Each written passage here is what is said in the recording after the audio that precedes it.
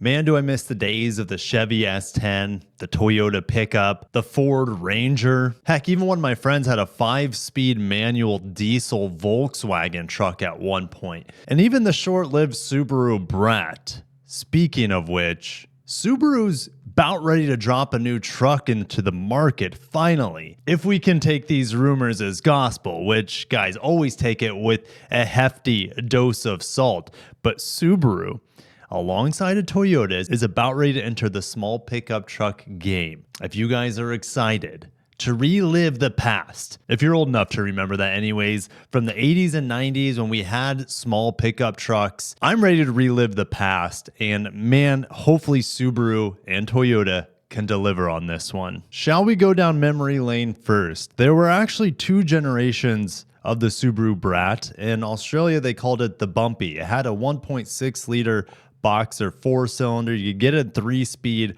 automatic or 4-speed manual. There are 2 generations, like I said. The first one was very short-lived. Isn't it crazy back in the 70s and 80s and other time frames compared to today how short certain life cycles were for vehicles?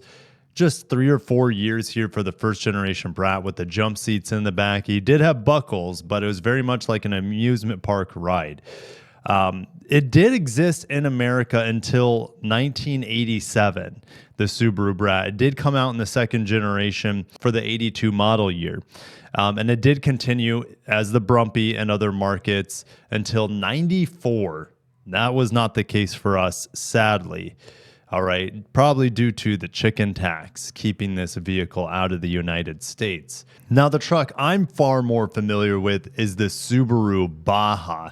Also lasted a very short amount of time, from 03 to 2006. And it was made here in the United States.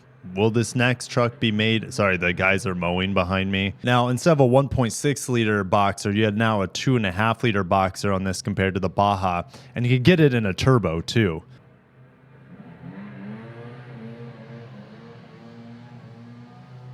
So we have a couple articles here. We're going to head to electric afterwards and kind of go to the comment section, which is always extremely fiery. And I'll address some of these comments and have some fun with the comment section over there. But before, electric was getting this information from Cars Guide, which is Australia's one of Australia's top scoop sites. But what is Australia saying about this? Well, they're saying it's going to be fully electric. And it's going to be a joint venture with Toyota. Now, I gave you a walk around of this vehicle at the Japan Mobility Show in 2023. I had no idea that Toyota was planning to develop or co-develop this vehicle with Subaru. It does make sense to me because, look, they're working on the BZ Woodland / Trail Seeker together. They do the BRZ 86 together.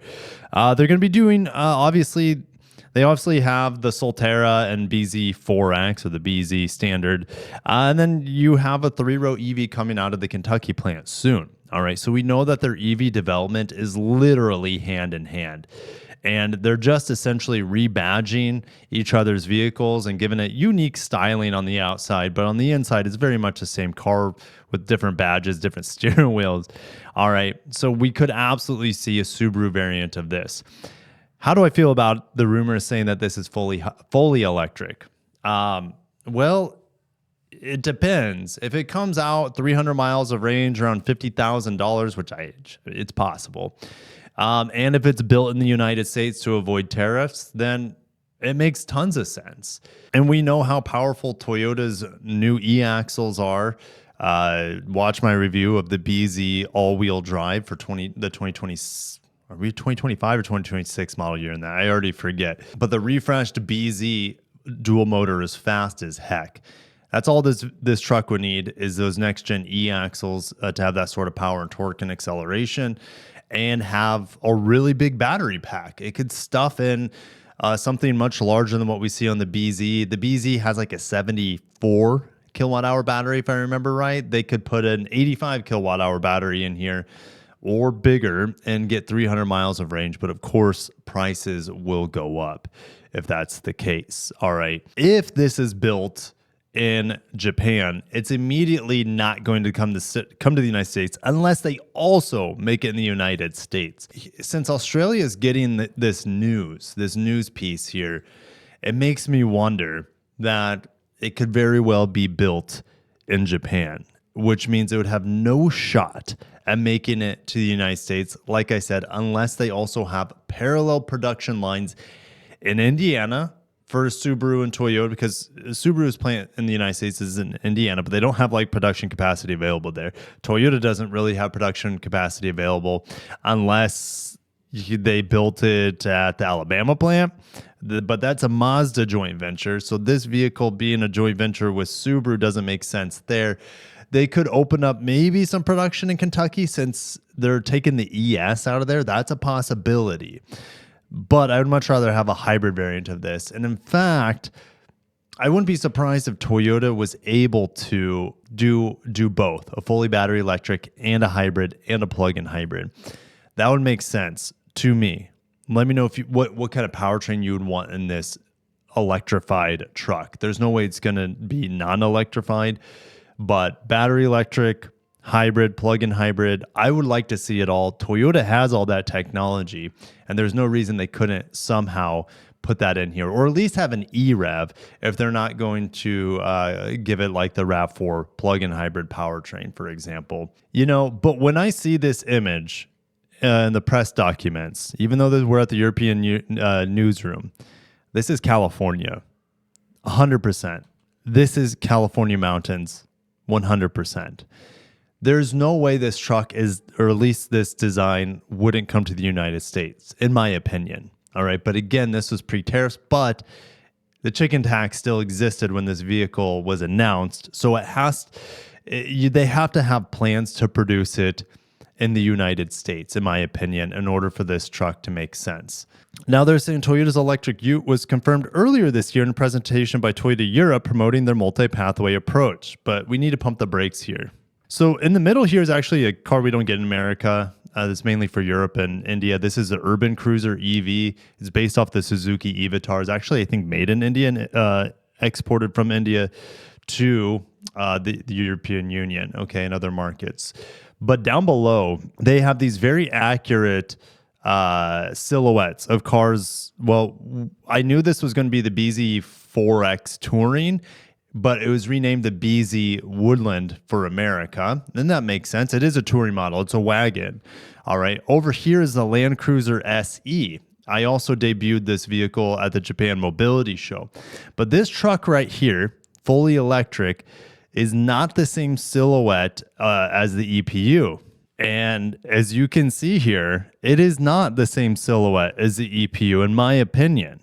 All right, the overhang in the front is far too long. And the overhang behind the rear tire here, which you can kind of see, is also longer than what we see here. This looks like a gasoline truck. This is what I think is the Hilux EV. They're taking a body-on-frame Hilux, they're shoving a battery pack into it, taking out all the internal combustion stuff. This is the Hilux EV. And you might be saying, Kirk, well, we've only seen like a single cab version of it. This is true, but it looks like they're working on a double cab version of this too. Like I said, the silhouette here screams like normal pickup truck with a normal long wheelbase instead of this really short overhang modern electrified pickup truck. All right, so this is not the EPU, at least not the one that we saw in October of 2023. Even the hood line's a little bit different. You can see how much more this beaks down, dips down in the front. And look how flat this is here at the bottom, where this has more of an angle down to the front tire. It's a totally different vehicle. And this, my friends, is the Hilux BEV, and this is a different truck. Again, I think mainly designed for the United States market. Could Australia get it? And the answer is, of course. But the chances of us exporting it from the United States to Australia is slim to none.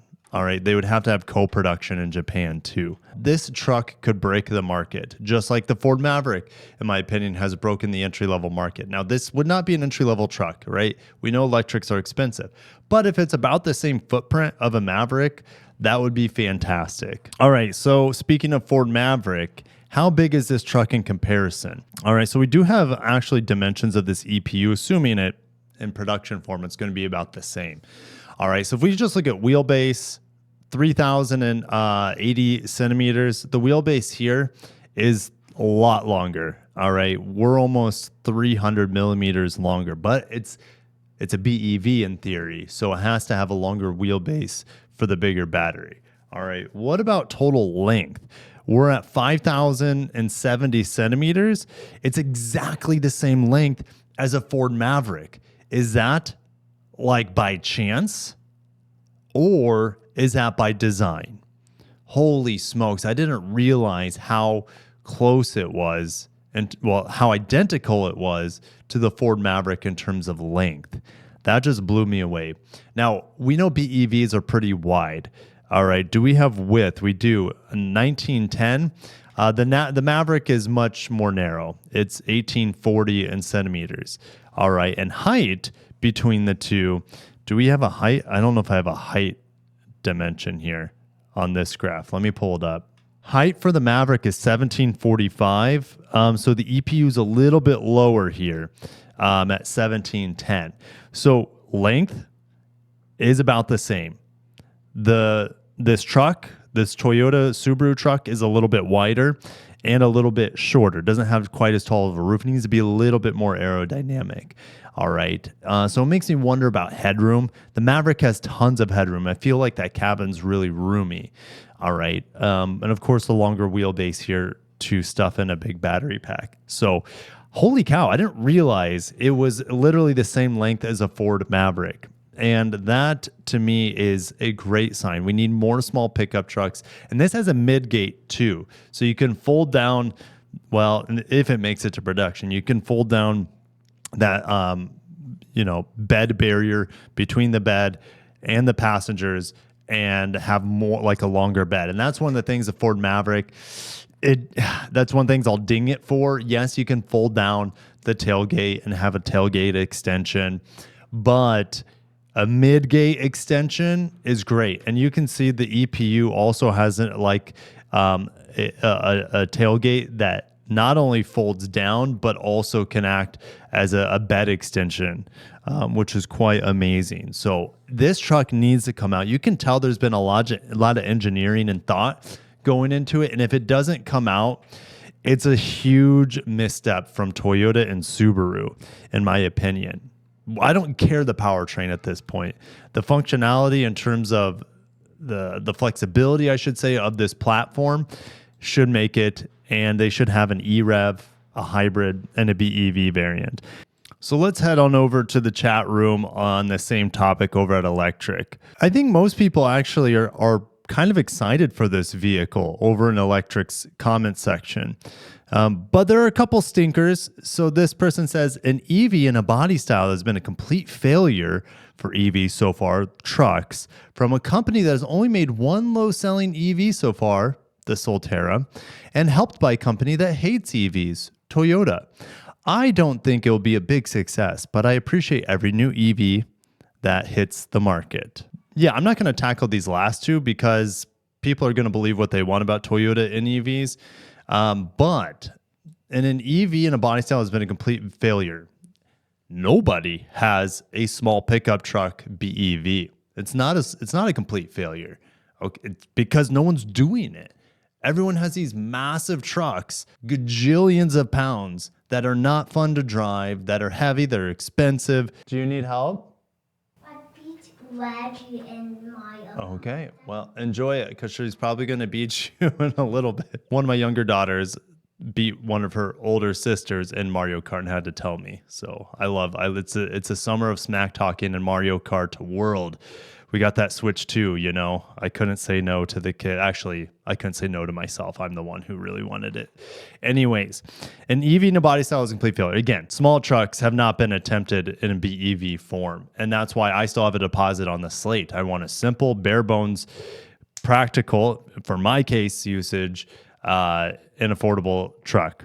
All right. I'm not saying this truck is going to be affordable, but I think it might be more useful to a lot of people, or just a lot of people who like Toyota trucks want more options. All right. And I think Subaru fans absolutely deserve a pickup truck as well, whether it's a hybrid or fully battery electric. I don't really care. I just want more small pickup truck options. This guy says he wants it to start around 35K and max out at 45K. Nah, this is a Toyota truck we're talking about. It probably max out at like 70K. Would it start at 35K? No, it's a BEV. Even if it's like a small battery pack rear wheel drive, it's probably going to be like starting around 40K. Give people what they want. Bring back the Baja. Yes, I've been asking for a Baja. This person thinks there's a better chance of getting the Slate than this. I disagree. I mean, Toyota showed a concept. Toyota's the largest manufacturer in the world. Toyota shows a concept. There's a fairly good chance that it could come to the market. When you look at something like the Slate, a startup that has never mass produced anything, the chances are, I would say, are much slimmer. All right. So I disagree with that statement. I'm going to end it there, guys. I can talk all day long about this truck. Maybe at this year's Japan Mobility Show, Toyota will come out with a production version. But if they do, it will make me question, because they're doing it in Japan, it would make me question the availability of it stateside.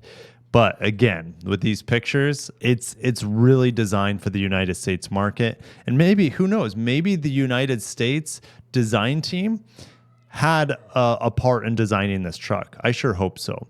That would be pretty cool. I got to shut it down. Let me know what your thoughts on this Subaru/Toyota pickup truck are. This is the first time I've heard that it would be a joint venture.